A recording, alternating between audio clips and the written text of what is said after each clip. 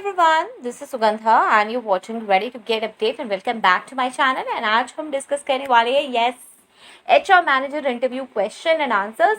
बहुत सारी चीज़ें ना मैनेजरियल लेवल पर भी आपकी इसमें सॉल्व हो जाएंगी। आप अक्सर मुझसे पूछते हैं मैम ग्रो करना है और मैनेजर की तरह काम करना चाहते हैं तो क्या क्या वर्किंग रहेगी, क्या प्रोसीजर रहेगा। तो बहुत सारे क्वेश्चंस रिलेटेड टू आपके मैनेजरियल प्रोफाइल से हैं यहाँ पे। ओके सो चलिए चलते हैं and make sure to subscribe this channel if you watching me for the very first time. मतलब देख दाख के यार कर दो subscribe, like, share.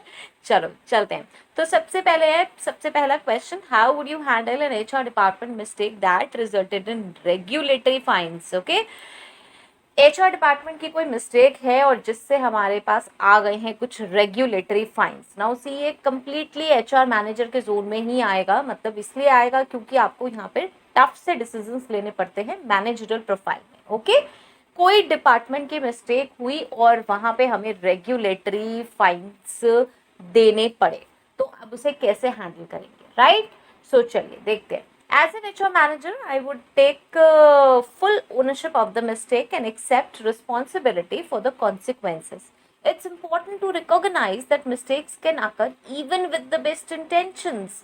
However, my primary focus would be on resolving the situation and taking steps to prevent similar occurrences in the future. अगर ऐसा होगा तो मैं क्या करूँगा, रिजॉल्व करने की कोशिश करूँगा, सिचुएशन को समझने की कोशिश करूँगा। सबसे पहले तो रिस्पॉन्सिबिलिटी एंड ओनरशिप लेना इंपॉर्टेंट है, मैं बोलूँगा, और उसके बाद हम स्टेप्स लेंगे कि ऐसी प्रॉब्लम आगे ना आए। ओके, सो इसमें आगे आप और ये कह सकते हैं, अगर आपको इसको एलैबोरेट करना है। ऑब्वियसली मैनेजरियल लेवल पे जब भी आप क्वेश्चंस को आंसर करेंगे तो सिर्फ उसको ये नहीं होगा कि आपको सिर्फ छोटे छोटे से आंसर वहाँ पे करके आने हैं, क्योंकि आपसे डिस्कशन होगा। इंटरव्यू से ज़्यादा तो डिस्कशन होता है किसी भी मैनेजरियल प्रोफाइल में, राइट। सो दे वांट के कुछ उन्हें कंक्रीट से आंसर मिले, नॉट कंसाइज। यहाँ पे कंसाइज आंसर्स नहीं जाएंगे, यहाँ पे डेफिनेटली आपको एक्सप्लेन करना पड़ेगा चीज़ों को। ओके, सो वर्ड्स आप चेंज कर सकते हैं, पैटर्न आप चेंज कर सकते हैं, लेकिन मेरी तरफ से कुछ जो सैम्पल है वो ये है।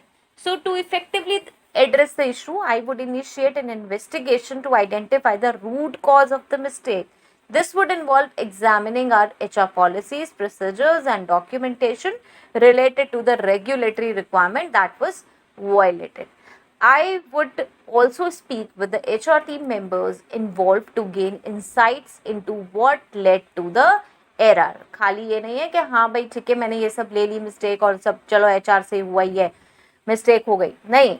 हमें बात करनी है, हम बात करके जो एरियाज है वो निकालेंगे, रूट कॉज निकालेंगे। फाइन, चलिए। Upon discovering the mistake, I would immediately inform the necessary stakeholders including senior management, legal counsel and the relevant regulatory authorities. Transparency is key in these situations and I would ensure that accurate and complete information is provided. I would seek guidance from legal experts to understand the implications and the best course of action moving forward. ये नहीं है कि हाँ जी पता चल गया उसे छुपाते फिर रहे बस किसी तरह से, किसी को ना पता चल जाए, नहीं। आपने क्योंकि इंटेंशनली सही डिसीजन लेने थे, सही डिसीजन लिए थे, लेकिन वो कुछ गड़बड़ हो गए तो आपको हाइड करते हुए नहीं फिरना है, राइट। आपको देखना है, इन्फॉर्म करना है, लीगल एक्सपर्ट्स की आप राय ले सकते हैं कि आगे क्या करना है। Fine, to rectify the situation, I would work closely with the HR team and relevant stakeholders to develop a robust corrective action plan. This plan would include immediate steps to ensure compliance and prevent any further regulatory violations. Additionally, I would identify areas for process improvement and implement measures to enhance HR policies and procedures. It's crucial to provide targeted training or retraining to the HR team members involved to ensure they understand their roles and responsibilities in maintaining compliance, right? And after implementing the corrective action plan, I would establish a system of ongoing monitoring and evaluation. This would involve conducting regular audits, tracking compliance metrics, and establishing feedback loops to capture any potential issues. It's important to foster a culture of continuous improvement to ensure sustained compliance and minimize the risk of future mistakes. Okay? So ये complete answer है कि भाई SSM process चलते चलते finally हम last तक उसको कैसे रिजॉल्व करेंगे। ओके, चलिए नेक्स्ट क्वेश्चन पे चलते हैं और ये है, we want to offer flexible working hours for our employees. What policies would you recommend to achieve that goal? Now see, flexible working hours बहुत risky हो सकते हैं, तो उसको हम कैसे implement करेंगे, ये हमें इन्हें answer करना है. Fine. So we can say implementing flexible working hours can be a significant advantage for our organization.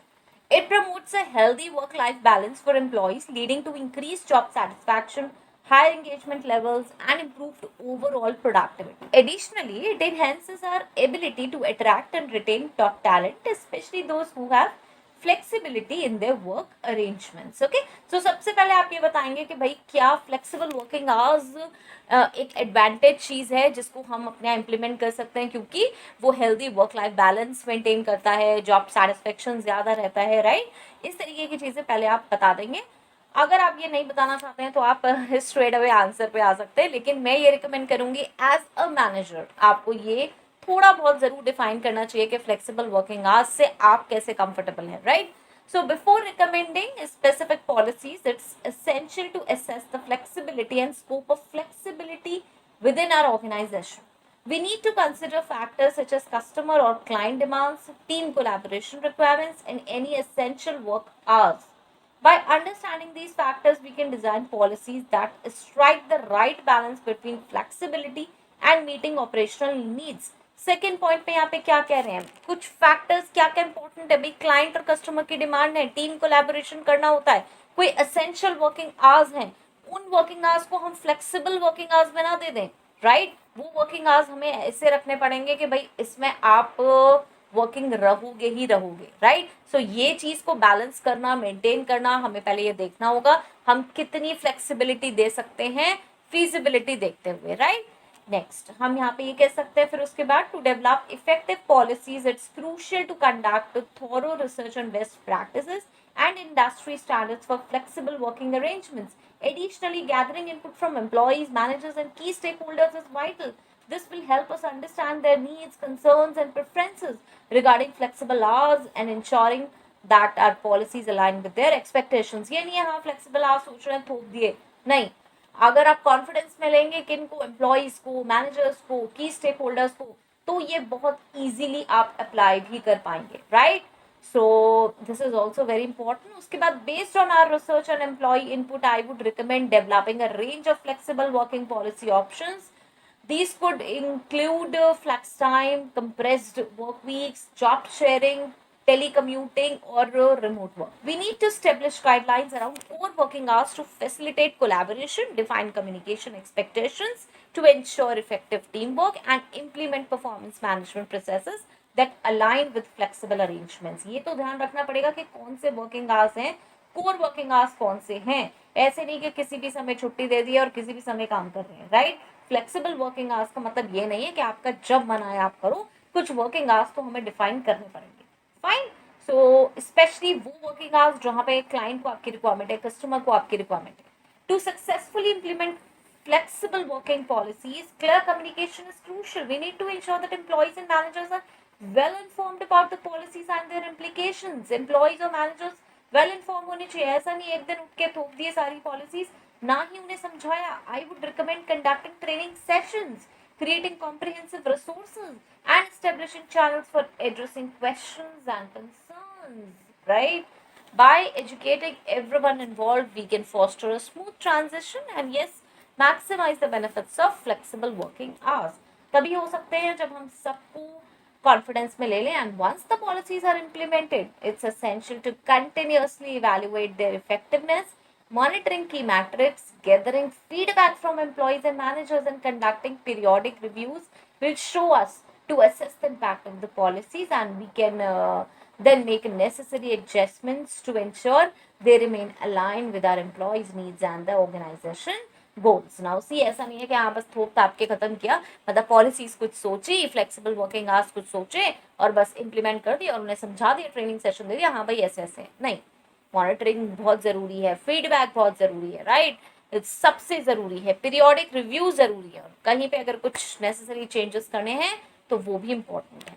Okay, सो आप इसको ऐसे डिफाइन कर सकते हैं. नाउ सी, यहाँ पे मैं हर क्वेश्चन के आंसर को एक्सप्लेन कर रही हूँ, ऐसे तो आप कहीं से भी इन आंसर्स को देख सकते हैं. और लेकिन माइंड में ये बिठाना कि एक्चुअल में हमें इन रियल सिचुएशंस में क्या करना होता है, ये इंपॉर्टेंट है, क्योंकि जब आप एज मैनेजर रहेंगे, खाली ये इंटरव्यू क्लियर करने की बात नहीं है कि हाँ चलो हमने एक इंटरव्यू क्लियर कर लिया, नहीं, उसके आगे इंटरव्यू क्लियर करके जब काम करने पहुंचेंगे, डे वन से ही काम करना शुरू करेंगे, तो ये सारी प्रॉब्लम्स आएंगी, उन्हें कैसे फेस करें। ओके, सो सिर्फ ये फ्रेशर्स की तरह ये ना सोचो कि हाँ बस कुछ सैंपल आंसर्स मिल गए तो चलो यार रट रटा के बस किसी तरीके से इंटरव्यू क्रैक हो जाए। नहीं, इंटरव्यू क्रैक होना एक अलग बात है, लेकिन उसके बाद काम कैसे करेंगे मैनेजर पोजीशन पे। ओके, सो चलिए नेक्स्ट क्वेश्चन देखते हैं। How do you plan on managing employee retention. See, employee retention पे आजकल बहुत ज़्यादा बात हो रही है, होनी भी चाहिए, क्योंकि क्या होता है कि हम एक एम्प्लॉय को बहुत ज़्यादा एफर्ट्स के साथ हायर करते हैं, बहुत ज़्यादा मैन पावर भी लगती है और बहुत एक्सपेंसेस भी होते हैं, और उसके बाद क्या होता है, एम्प्लॉय बहुत बार लेफ्ट हो जाता है कुछ जेन्यून रीज़न बता के, कई बार जेन्यून रीज़न नहीं बता के। तो उस केस में हम कैसे उसे हैंडल करेंगे, ये है क्वेश्चन। ओके, सो चलिए देखते हैं इसका आंसर क्या होना चाहिए। Now you can say employee retention is crucial for the long-term success of any organization, and retaining talent and experienced employees not only saves recruitment cost but also ensures the preservation of institutional knowledge.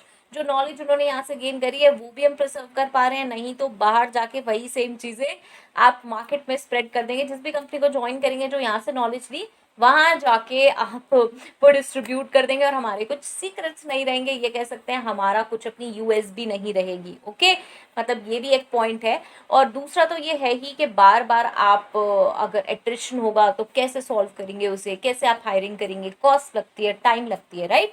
So it creates a positive work culture, boost productivity and enhances overall employee satisfaction, ultimately leading to better business outcomes। अगर हम employee retention पे काम करेंगे तो ये सारी चीजें होंगी। So to effectively manage employee retention, it's important to understand the factors that influence it। क्या क्या factors है जो उसे influence करते हैं। So हम क्या करेंगे, I would start by analyzing employee feedback, conducting stay interviews and reviewing relevant data। This approach would help identify the key drivers of employee engagement and satisfaction within our organization. Analyse करना बहुत important है, ये नहीं हाँ भाई आते जाते रहते हैं एम्प्लॉयज तो कोई बात नहीं, हमें इससे कोई मतलब नहीं है, नहीं, ये करना पड़ेगा आपको। Competitive compensation benefits are crucial for employee retention. जानना कॉम्पिटिशन में क्या चल रहा है, कॉम्पिटिटिव देना कंपनसेशन बेनिफिट्स, ये बहुत इंपॉर्टेंट है। I would focus on conducting regular salary benchmarking to ensure your pay is fair and competitive in the market. Additionally, I would work to provide attractive benefits that align with the needs and preferences of our employees, such as health insurance, retirement plans, professional development opportunities, and flexible work arrangements। ये नहीं कि बस एक set सा pattern है, कोई benefits आप और नहीं दे रहे हो, हाँ भाई ये सैलरी है, सीटीसी है, नहीं, हमें और सारी चीज़ों का भी ध्यान रखना है कॉम्पिटिटिव देखते हुए, भाई और जगह क्या चल रहा है। Okay, so a positive work culture plays a significant role in retaining employees। I would focus on initiatives that promote work-life balance, such as offering flexible work arrangements and providing support for employee well-being। ये बात मैंने बहुत बार कही है कि हर किसी के लिए सैलरी बहुत मैटर नहीं करती। हो सकता है 2 4 5 हज़ार के लिए कुछ एम्प्लॉयज मूव करें, लेकिन कुछ एम्प्लॉयज वर्क कल्चर को बहुत फोकस करते हैं कि वर्क कल्चर अच्छा होना चाहिए। ओके, मतलब बहुत जल्दी मूव नहीं करते अगर उनको वर्क कल्चर अच्छा मिल रहा होता है, और अगर उन्हें दूसरे ऑर्गेनाइजेशन में पता चलता है उतना वर्क कल्चर अच्छा नहीं है, right. So recognizing and rewarding employee achievements, providing growth and development opportunities, and fostering open communication and collaboration would also be essential to creating a positive work environment. And then we can say implementing effective performance management and career development programs is crucial. I would focus on establishing regular feedback mechanisms, facilitating goal setting and performance recognition, and providing clear career paths for employees. These initiatives would help employees feel valued, supported, and motivated to stay and grow within the organization. They will feel motivated अगर performance management and career development opportunities उन्हें मिलेंगी, right. And हम इसके बाद ये कह सकते हैं to proactively manage employee retention, I would regularly monitor employee engagement through surveys or other feedback mechanisms. This would help us identify any areas of concern that take necessary action to address them. Additionally, Conducting thorough exit interviews with departing employees would provide valuable insights into their reasons for leaving, allowing us to learn from their experiences and make appropriate improvements. Okay, so बहुत ज़रूरी है feedbacks लेते रहना, और मैं हमेशा कहती हूँ सुपरविजन, फीडबैक, मॉनिटरिंग, ये बहुत हेल्प करते हैं. ये नहीं कि हाँ भाई सब कुछ आप सोच रहे हैं अपने पॉइंट ऑफ व्यू से कि हाँ सब सही लग रहा है यार, सैलरी दे तो रहे हैं टाइम पे या कंपनसेशन दे तो रहे हैं टाइम पे. नहीं, you need to take feedback, regular feedback लेने ज़रूरी है, मॉनिटरिंग करनी ज़रूरी है, राइट. सो चलिए नेक्स्ट क्वेश्चन पे चलते हैं, और ये है can you tell us about your experience in managing HR functions. Yes, managing HR functions. Now see, अगर आपने एज अ मैनेजर काम किया, ऑब्वियसली आप मैनेजर पोजीशन के लिए जा रहे हैं, तो आपने मैनेजर के लिए अगर नहीं भी काम किया है तो आपने उससे पहले टीम हैंडलिंग की होगी, बहुत सारे HR के फंक्शंस हैंडल किए होंगे, तो आपको यहाँ पर वो ही इलेबोरेट करने हैं. इसका कोई ऐसा आंसर नहीं हो सकता कस्टमाइज, बट स्टिल मैं आपको आइडिया दे सकती हूँ कि आप क्या क्या चीज़ें इसमें इंक्लूड कर सकते हैं, राइट. सो चलिए देखते हैं क्या आंसर होना चाहिए. डेफिनेटली हम यहाँ पर बहुत तरीके की चीज़ें बता सकते हैं, अपनी अपनी कुछ स्पेशल अचीवमेंट्स बता सकते हैं, लीडरशिप रोल्स के बारे में बता सकते हैं, कोई आपने सॉफ्टवेयर, कोई ऑटोमेशन, कुछ ऐसा इम्प्लीमेंट किया जो कि सक्सेसफुल रहा, और जो आपके day to day recruitment functions थे, पेरोल थे, इन सब चीज़ों में आपका एक्सपीरियंस क्या रहा, यहाँ पे आप ये सारी चीज़ें ऐड कर सकते हैं. ये हो जाएगा. I have been working in HR management roles for the past 10 years, where I have gained extensive experience in overseeing various HR functions. Throughout my career, I have successfully managed HR operations, implemented strategic HR initiatives, and led cross-functional HR teams. Okay? ये एक general है, किसी भी managerial profile पे अगर आप जा रहे हैं तो ये सारे काम आपने किए ही हुए होंगे. सारे ना किए हूँ तो एक आध तो किए ही होंगे पक्का. Okay, so in my previous roles I have managed a wide range of HR functions. These include overseeing the entire recruitment and selection process, from job postings and candidate screening to conducting interviews and making final offers. I've also been responsible for designing and implementing effective onboarding and offboarding programs, managing performance management processes, handling employee relations matters, and ensuring compliance with employment laws and regulations. Okay, और उसके बाद आप बता सकते हैं beyond operational HR functions have also been involved in strategic HR management. I've actively participated in workforce planning, where I collaborated with business leaders to forecast talent needs, identify skill gaps, and develop strategies for attracting and retaining top talent. I've also led talent management initiatives, including succession planning and leadership development programs. Okay, और उसके बाद आप इसमें one notable achievement in my HR management career was the successful implementation of an automated performance management system that streamlined the appraisal process and increased employee engagement. As a result, we saw a significant improvement in performance evaluation accuracy, timely feedback delivery, and goal alignment. Now, this is completely, मतलब ये customised ही हो सकता है, तो इसमें अगर आपका ये अचीवमेंट ना हो तो प्लीज इसे खाली एक आंसर की वजह से ना डालें. ओके, अगर है तो ही डालें, राइट. और उसके बाद आप ये कह सकते हैं in my role as an HR manager. अगर एज अ मैनेजर रहे हैं, नहीं रहे हैं, तो in my role as assistant manager आप ये लिख सकते हैं. In my role as an assistant manager, I have cultivated strong leadership and collaboration skills. I believe in creating a supportive work environment for my HR team, encouraging open communication and fostering a culture of continuous learning and professional growth. And I have collaborated closely with senior management and other departments to understand their needs, gain their support for HR initiatives, and ensure HR strategies are aligned with overall organizational objectives. Building strong relationships with external stakeholders such as legal counsel and industry professionals has also been a key aspect of my role. Okay, सो ये completely आप इसको customise कर सकते हैं अपने according, जो भी आपका आंसर हो, जैसे भी आपने हैंडल किया हो. ओके, सो चलिए नेक्स्ट क्वेश्चन देखते हैं. What strategies do you use to attract and retain top talent. Now this is very interesting question, because क्योंकि आप बीइंग अ मैनेजर बहुत सारे टॉप टैलेंट को रिक्रूट करने वाले हैं, राइट. सो क्या आपकी स्ट्रैटेजीज रही हैं, क्या आप यूज करते हैं strategies, that is really important. Okay, so let's begin with it.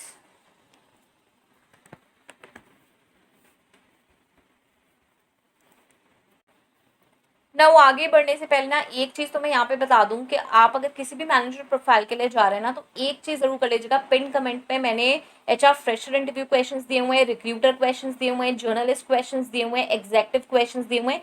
Please आप चाहे पूरे पूरे ना देखें, एक बार क्वेश्चन जरूर देख लें, क्योंकि वो क्वेश्चंस भी आपसे पूछे जा सकते हैं कि एज एन एचआर मैनेजर अगर आप इस सिचुएशन में फॉल होते हैं तो क्या होगा, राइट। सो प्लीज उन सेशंस को भी जरूर देखें। और कुछ बिहेवियरल क्वेश्चंस हैं, कुछ simple normal HR round questions हैं, तो इन सबके सेशन आए हुए हैं। प्लीज ये सब इंटर रिलेटेड है। अगर आपको लगता है कि बहुत लॉन्ग सेशंस है, बड़े बड़े हैं, तो खाली आप चाहे क्वेश्चंस देख सकते हैं, आंसर आप अपने अकॉर्डिंग दे सकते हैं, कुछ भी, राइट। क्योंकि जब आप मैनेजरियल प्रोफाइल के लिए जाएंगे तो खाली ये नहीं है कि हाँ बस आपसे कुछ रटे रटाए 5-10 क्वेश्चंस पूछे जाएंगे, कुछ भी कहीं से भी पूछा जा सकता है। ओवरऑल पूछा जा सकता है आपसे, ये भी कहा जा सकता है कि अगर आपको रिक्रूटर प्रोफाइल के किसी पर्सन का इंटरव्यू लेना हो तो क्या क्वेश्चंस आप पूछेंगे, राइट। तो आप क्या आंसर करोगे जब आपको पता ही नहीं होगा कि रिक्रूटमेंट प्रोफाइल के लिए क्वेश्चंस कौन से होते हैं। ऐसे एग्जेक्टिव के लिए करने लगे, जर्नलिस्ट के लिए करने लगे, पेरोल के लिए करने लगे, तो आपसे आप उन्हें कैसे रिप्लाई करो, राइट। सो इसलिए जरूर देख लें, डिस्क्रिप्शन बॉक्स और पिन कमेंट जरूर देखते रहें और कम्युनिटी पोस्ट को भी फॉलो करते रहा करें। So you can say creating a strong employer brand is essential for attracting and retaining top talent. A positive reputation and a distinct company culture can position our organization as an appealing choice for talented individuals seeking meaningful and fulfilling work experiences. Yes, top talent चाहिए तो employer brand strong करना बहुत ज़रूरी है। जैसे कि बहुत जल्दी मूव नहीं करते हैं, टॉप टैलेंट जल्दी मूव नहीं करता, right. So to attract top talent it's crucial to have a comprehensive recruitment strategy. I would utilize a combination of job boards, social media platforms, professional networks, and employee referrals to reach a diverse pool of candidates. Additionally, establishing partnerships with educational institutions and attending career fairs would help us connect with emerging talent, right? सो ये बहुत important है।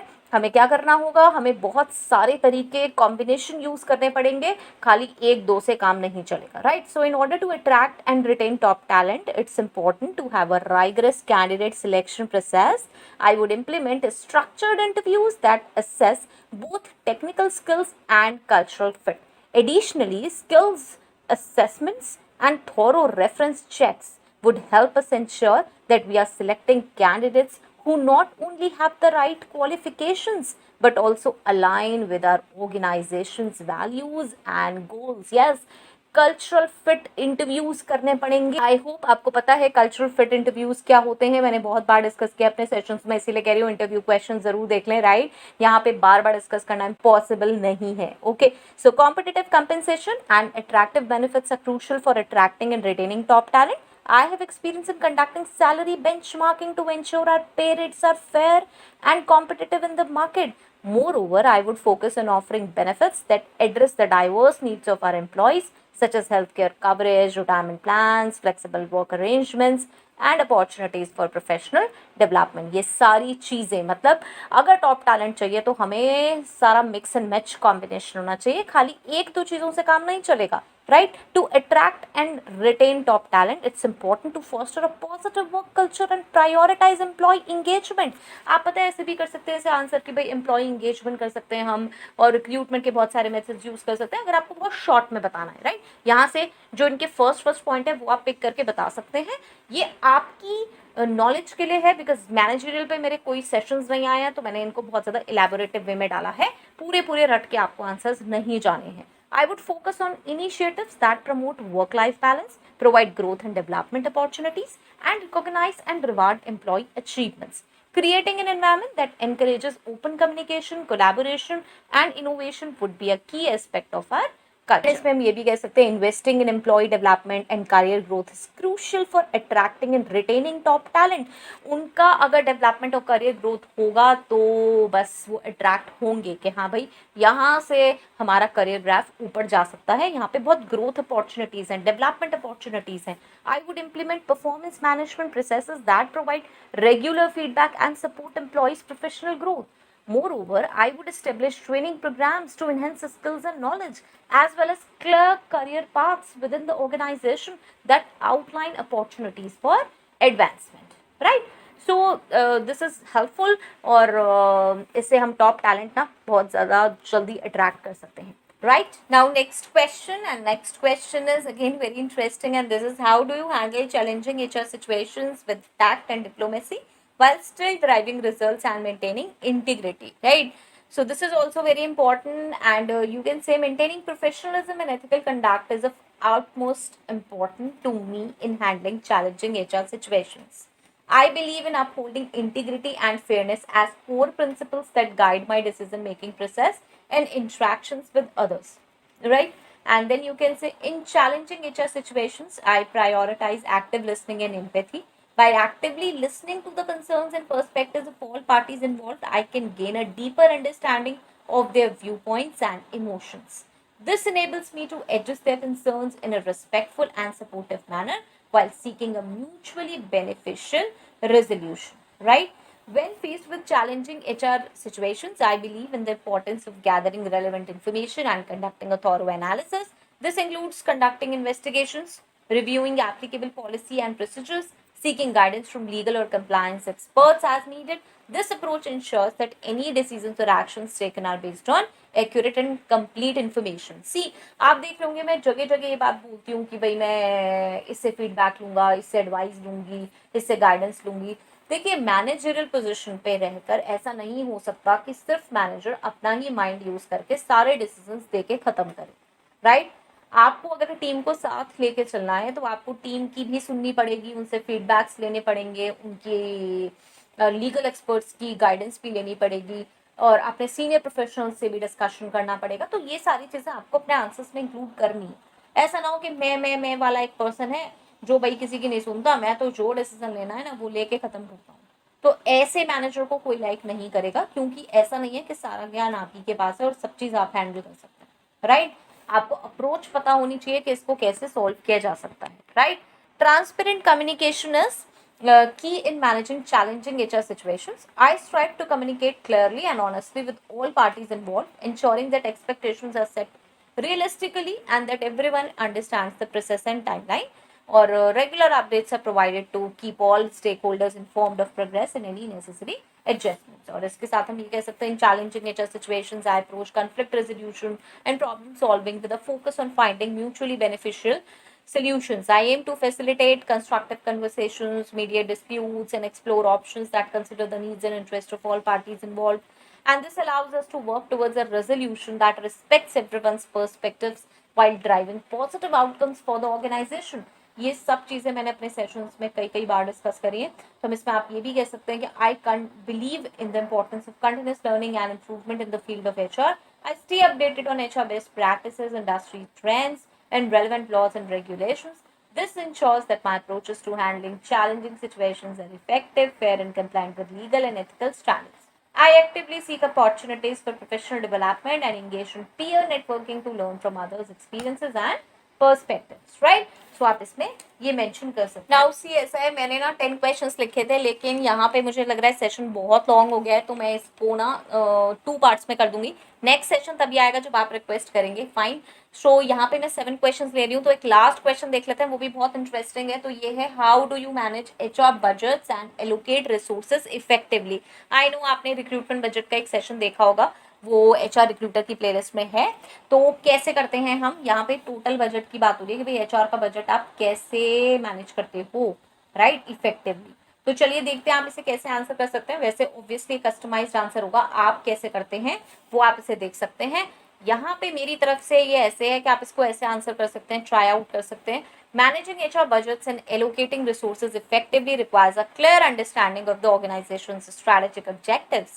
I work closely with senior management and other stakeholders to ensure that HR budgets and resource allocation align with their priorities and goals. अब मैं बार बार stakeholders का word use कर रही हूँ. I hope so आपने एक सेशन देख लिया होगा stakeholders का, जो कि ह्यूमन रिसोर्स सीरीज की प्लेलिस्ट में है, मैंने बनाया था, बहुत रिक्वेस्टेड सेशन था. अगर नहीं देखा है तो वो जरूर देख लें. नहीं मिलता है, कोई भी सेशन नहीं मिलता है, तो मुझसे आप कमेंट सेक्शन में मांग सकते हैं, फाइन. इन सब पे सेशन बने हुए हैं, इसीलिए मैं बहुत ही आसानी से ये वर्ड्स अपने आंसर्स में यूज करती रहती हूँ, फाइन. सो चलिए, to manage HR budgets and allocate resources effectively, I conduct a thorough needs assessment. This involves analyzing workforce planning data to understand staffing requirements कितनी है, assessing the effectiveness of existing HR programs, and considering upcoming projects or initiatives that may require additional resources. क्या जरूरी है resources additional? By conducting a comprehensive assessment, I can identify the HR areas that require budget allocation and resource prioritization, right? And I have experience in developing a budgeting process for HR that encompasses both fixed and variable costs. This involves collaborating with finance teams and other department heads to determine budgetary requirements. I ensure that HR budgets are aligned with overall organizational budgets and reflect the needs of HR programs, initiatives, and staffing requirements, right? And in allocating resources, I prioritize based on the identified HR needs and available budget. कितना budget है और कितनी needs हैं. I evaluate the potential impact and return on investment of different HR initiatives and programs. Return on investment जरूर ध्यान में रखना है. By considering factors such as employee engagement, retention, and the alignment with the strategic objectives, I make informed decisions to allocate resources effectively and to manage HR budgets effectively. I believe in the importance of monitoring and tracking expenditures. I implement budget controls to ensure compliance and review expenses regularly. This allows me to track spending against budgeted amounts, identify any variances, and make adjustments if necessary. I also generate regular financial reports to provide transparency and accountability. And then you can say managing HR budgets effectively involves seeking cost saving opportunities without compromising the quality of services provided. And I actively explore opportunities to negotiate vendor contracts, streamline HR processes, and leverage technology to optimize resource utilization. By identifying cost saving initiatives, we can allocate resources more efficiently while maintaining high standards in HR operations, right? So this is important. Budgets कैसे आपको maintain करने हैं, obviously इस answer को आप अपने हिसाब से मोल्ड कर सकते हैं, right? So from my side I think this is helpful. मतलब मुझे ऐसा लगता है ये हेल्पफुल होगा, और हेल्पफुल है ज़रूर बताएं, और कौन से सेशंस देखना चाहते हैं वो भी ज़रूर बताएं. And so till next video, all the very best. Stay happy, stay safe. Thanks for watching. Bye bye.